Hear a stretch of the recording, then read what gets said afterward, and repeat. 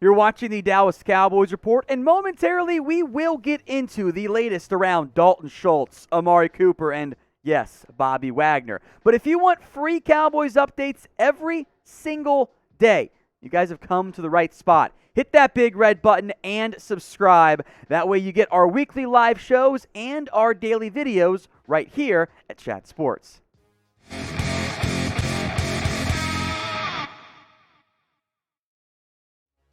Could Bobby Wagner come to the Dallas Cowboys? A popular question by every Cowboys fan out there. 1 star at this point, and I'll explain why plenty in depth here. First, on Wagner himself. As I'm sure you know, the Seahawks announced they were releasing Bobby Wagner on Tuesday night. The Cowboys, of course, have a need at inside linebacker with Keanu Neal and Leighton Vander Esch, both free agents. And, of course, Wagner played under Dan Quinn in Seattle. There's the need and the logical connection. Now, Wagner won't be cheap because, as pretty much every fan base pointed out on social media, they want Bobby Wagner to go to their particular team. He is coming off an awesome tackle season, 170. I mean, you guys can do the easy math. That's 10 per game. But as I've often said in the past, that does not mean that you do not want to base your level of play and production only on the tackle numbers. Let's look at the last 2 years for Bobby Wagner. The tackles, yes, they went up. Everything else, not going the direction you want them to. 3 sacks, 7 tackles for loss in 2020, just 3 TFLs in 2021. 3 pass breakups, 1 interception in 2021, 8 pass breakups. And most notably, the reliability in coverage, big time going the wrong way. Massive jump in completion percentage, and the yards went up as well. What I'm saying is you're probably not getting peak and prime Bobby Wagner anymore. He is no longer the best linebacker in the NFL. With all that said, yeah, I'd still do it. I still think Bobby Wagner has plenty of tread left on the tires. He can still help you as a football player. I have no doubts about that. And he would be an upgrade over all of your linebackers not named Micah Parsons, with Leighton Vander Esch, Keanu Neal set to hit free agency here. Francis Bernard will be back on the cheap, but that leaves Micah Parsons, who you want to play more at edge, of course, and Jabril Cox under contract. So yes, I would have interest. But I want an honest answer on this one. And Jack, I'm glad you made that the title because I was going to say we were on the same wavelength there, bud. Percent chance the Cowboys sign Bobby Wagner. Be honest with me in the comments section. Get your percentages in there for me right now. Now, Jane Slater, of course, big time friend of the show, says this.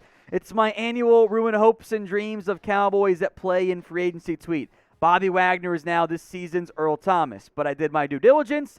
They are not kicking the idea around yet.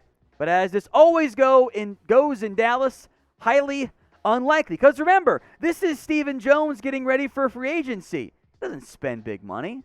Just not how he operates, which many of us do not like and are having their own issues re-signing some of their key players as it is. If Wagner wants to sign on the cheap, then of course it's a possibility. But I think he's going to command a pretty good amount of money still on the open market. Is he going to get Darius Leonard money? No, he's not going to approach $20 million on the wrong side of 30. Could he get 14 or at least 12.5 million on the open market? If he wants it, absolutely. And Levante David's not that much older than Bobby Wagner. That's a pretty good contract, I think, for the extension there. He's better than Jerome Baker, Corey Littleton is. So here's what I'm saying. The Cowboys could sign Bobby Wagner if they really wanted to. I'm not going to get my hopes up for that because that's not how they operate. So, hey, Stephen Jones likes to say that players should take less to come play for the Cowboys. That's a real mindset this organization has because they think they're special. They're not special. So unless Wagner really, really, really wants to be in Dallas, it's just probably not going to happen, even though, yeah, I would like to go do it. Today's show is presented by BetUS. March Madness is finally here for college basketball, and you can bet on all kinds of games and who will win the NCAA title this year. And BetUS is hooking you guys up with a 125% deposit bonus. Use promo code Cowboys125 at chatsports.com/bets. You can bet on producer Jack's favorite team, the Arizona Wildcats. He's an ASU fan. I'm just trolling him there. Maybe Kentucky's your bet, or maybe Duke with 2 O's, plus 1,000 there. Baylor, plus 1,100, a bit more of a local flair on top of that. So, go do it. Chatsports.com/bet. Promo code is Cowboys125. Let's talk Dalton Schultz now. This got social media up in a tizzy this morning from Jane. Updates on other free agencies. No long-term active negotiations with now tagged tight end Dalton Schultz yet. Of course not. Intent is there for a long-term deal. Want to see how things shake out. Keep in mind the tight end market is thin. Cowboys could get a call for him and get 2 first-round picks. So wait and see here. Allow me to explain what's going on here. The Cowboys placed the non-exclusive franchise tag on Dalton Schultz. That's a $10.93 million cost. There's no difference between the exclusive, non-exclusive from that person. Like, that's the cost there. What it means is a different team can sign Dalton Schultz to a contract, and the Cowboys then have the right of first refusal. They can match it or get 2 first-round picks back in exchange for Dalton Schultz. Let me make this clear. No one's trading 2 first-round picks for Dalton Schultz. That would be a colossal mistake by any organization. If you think that's going to happen, it's not. And that's not what Jane is saying either, by the way. It's not happening. Doesn't make sense for any team, even if the tight end market isn't great in the draft this year. Schultz is a good football player. He's coming off an 800-yard season, 8 touchdowns. Had he hit the open market, somebody would have paid him, I think, $12, $13, $14 million per year, a desperate team like the Jags or the Jets. But no team is giving up their next 2 first-round picks for Dalton Schultz. Just not happening. Plain and simple. Schultz will be on the Cowboys this year. The question is it a long-term deal or is it 1 year, $11 million? Right now, I would rather pay Dalton Schultz a longer-term deal because I don't want an $11 million cap charge for Schultz. That's too much to pay for just 1 year of a tight end. You want to extend him, pay him a little bit more overall, bring his cap hit down so you can re-sign other key players. From Schultz trade conversation to Amari Cooper. 2 stars on this one for Coop, and I hope it happens since this team seems to be done with him. The trade rumors continue. The Cowboys are getting tight on time to make a particular move as we sit right now. Mike Williams just got $20 million a year on a shorter contract, mind you, with the Los Angeles Chargers.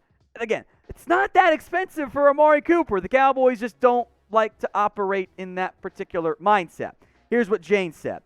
Don't expect news on Amari Cooper until we get closer to the 5th day of the league year. Why?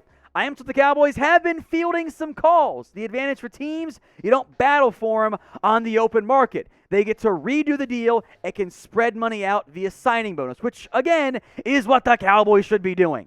Whatever. We're moved on. We're on to Cooper or Cincinnati, whatever the line is.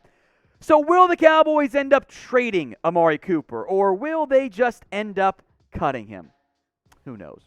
Y for yes and for no. Make your predictions for me in the comments. As those votes come in, here's the real question I'm asking. Do you trust the Cowboys here? Do you trust them right now?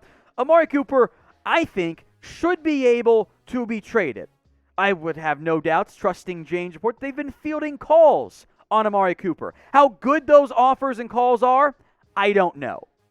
But if you're Dallas and you do have offers was not said, but calls was said. If you have offers, take the best one. Give me something for Amari Cooper if you're going to move on from him. Frankly, what I would do, by the way, is I would restructure Amari Cooper. I would keep him on this roster as at worst my second best receiver, as opposed to cutting him for nothing and then paying the injured Michael Gallup $13-ish million per year. Maybe you get lucky it's less than Gallup. I am not so sure on that one. By the way, if you lose Gallup in free agency, get comp picks. You don't get comp picks for cutting players. More free agency talk here. It's Bryan Anger going to leave the Cowboys. I'll give this one 3 stars. Not set in stone, but it might be closer to 4 stars. Then it is 3. Dallas Morning News, Michael Gelkin reports that Anger, well, not he reports, he is hitting free agency after a fantastic team. Gelkin says Anger likely gets a bigger deal elsewhere in free agency. After the year Anger just had, I would not be surprised if he becomes the highest paid punter in the NFL. And I saw a lot of backlash on social media of, oh no, Bryan Anger's a great punter. There's no doubts about that. But let's remember this fact too, guys. Nobody wanted him last year. No one. The Cowboys signed him for basically the vet minimum.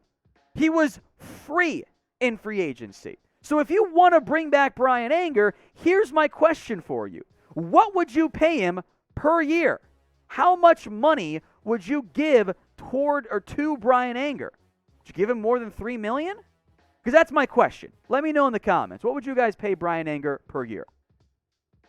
Look, I put that on my Twitter. And every response, the first 15, 20 responses were less than top 10 punter money, which I agree with. I'd pay him $2.5 million. You get beyond that figure, you get to the 3s and the 4s, you're paying him as a top punter. Why pay big money for a punter?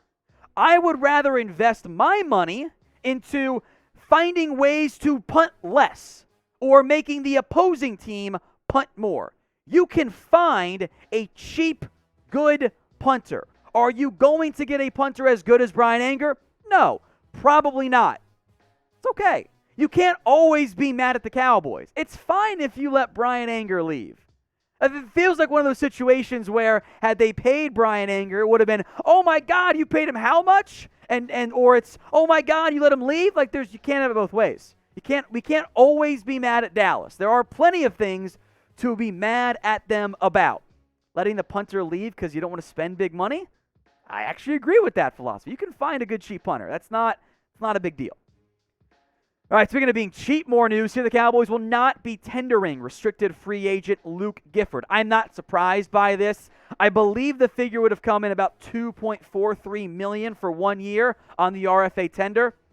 Yeah, you can bring back Gifford much cheaper on a 1-year deal and allow him to hit open free agency. That's fine, and he's a backup linebacker anyway.